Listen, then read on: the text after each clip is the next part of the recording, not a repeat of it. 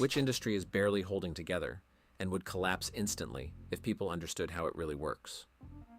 Life coaches, business coaches, and the like. Dig a little deeper into their background, and it becomes clear that most of it is basically hollow.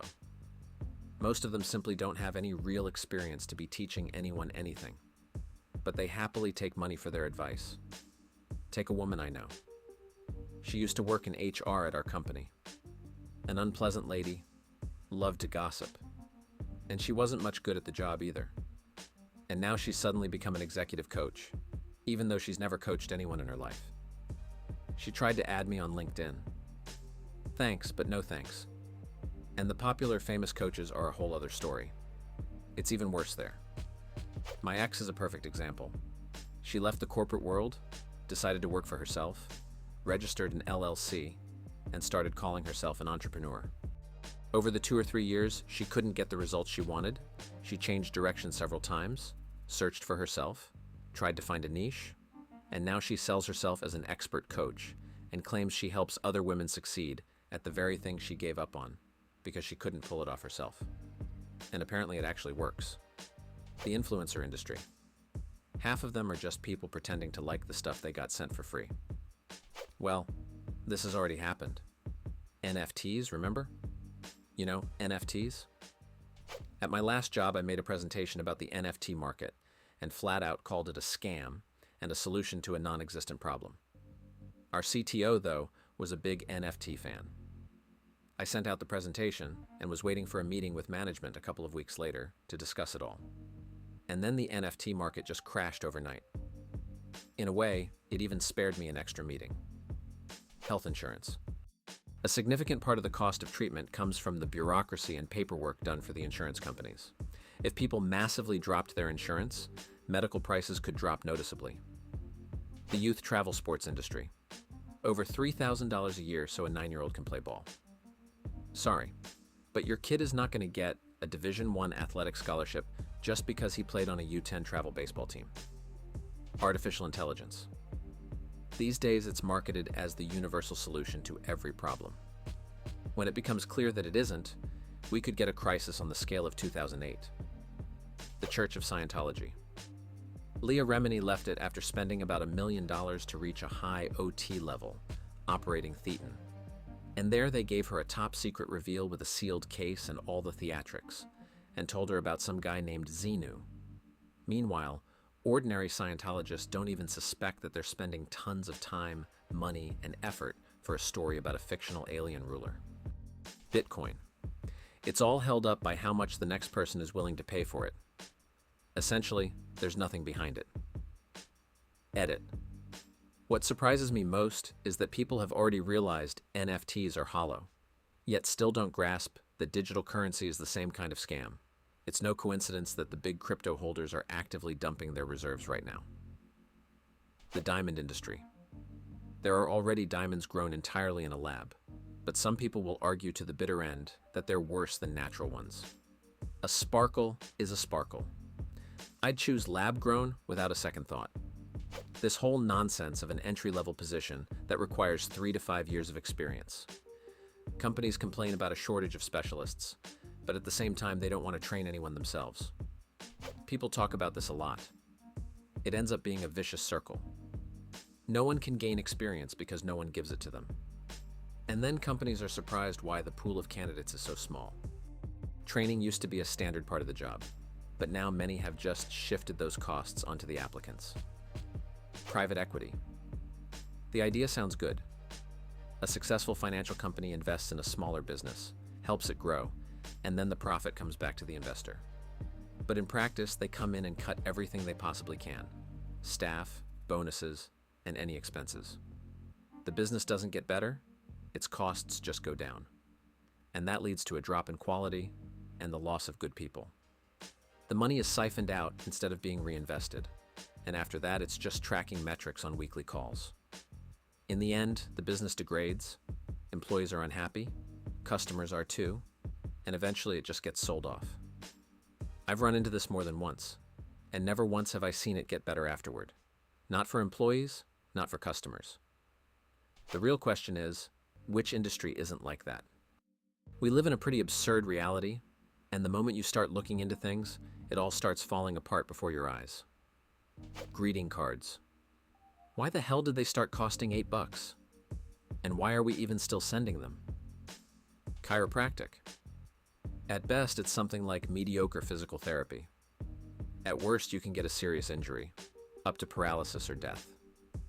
Everything that actually works in chiropractic is simply borrowed from other well-studied scientific fields. You'd be surprised to learn how shaky the oil and gas industry actually is.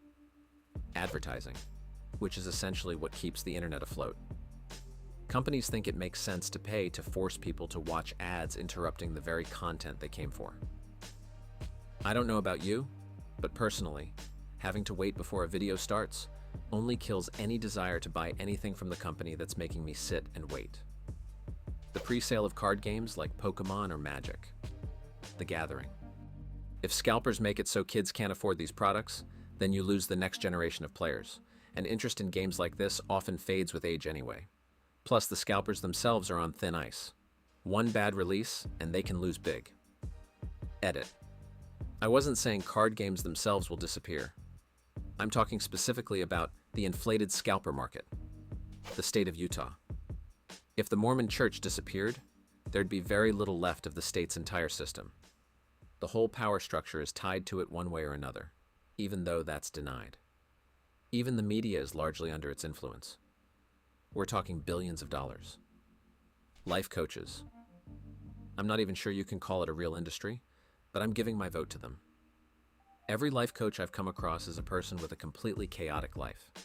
I've worked as a lawyer for many years and represented several such coaches in cases unrelated to their work. And every one of them is a person who can't even get their own life in order. They're a total mess, personally and financially. Honestly, I don't understand how they even function in society. And I understand even less how there are people willing to pay them for mentoring. The US auto industry. As soon as Chinese brands seriously enter the market, big problems will start. We already buy tons of goods from China. And studies show that about 70% of young buyers would be perfectly fine buying cars like BYD or Great Wall. The dealership system could disappear along with it. Who needs a pushy salesman if you can buy a car as easily as a product from Walmart or Costco? Realtors. The National Association of Realtors is the biggest lobby in the US. Not the gun lobby, not Israel, but realtors. Without that lobbying, they could easily be replaced by an AI app within the next 5 years. Luxury fashion. Its value most often lies not in the cost of production, but in the brand and the sense of status. If the cult of status disappeared, it would be extremely hard to justify markups of 20 to 50 times. Sunglasses. They basically have a near monopoly. About 95% of designer glasses are made at a single factory. What's more, that same company owns most of the retail chains, so it just squeezes out competitors and keeps increasing its margins. The company is called Luxottica. Social media. If we just stopped using it, 90% of our problems would disappear. But people can't tear themselves away, too addicted to all the drama. All of it rests on our inability to control our own consumption. You can delete X, Instagram, Facebook, Reddit, and basically nothing in your life will change. The beauty industry. It would fall apart the moment women realize that many products contain potentially harmful substances, carcinogens and hormone disruptors, that actually make skin worse over time.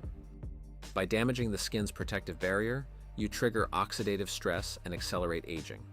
It's better to simplify your routine, cut out the extra steps, keep it minimal, and stop constantly buying new products. Every new product interacts with the ingredients you're already using, which is far from always beneficial.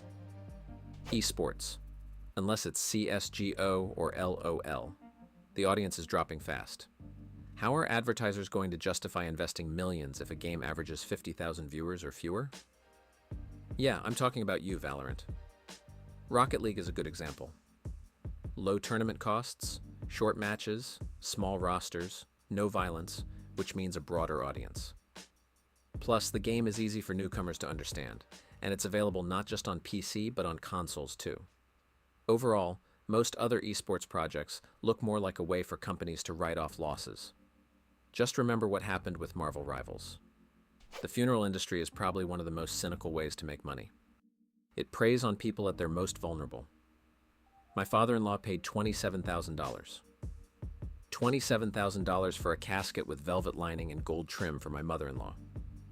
All told, the funeral, including the service, came to almost $50,000. My husband and I paid for cremation in advance 20 years ago. Back then, it cost less than $1,000 per person, and now it's about $1,700.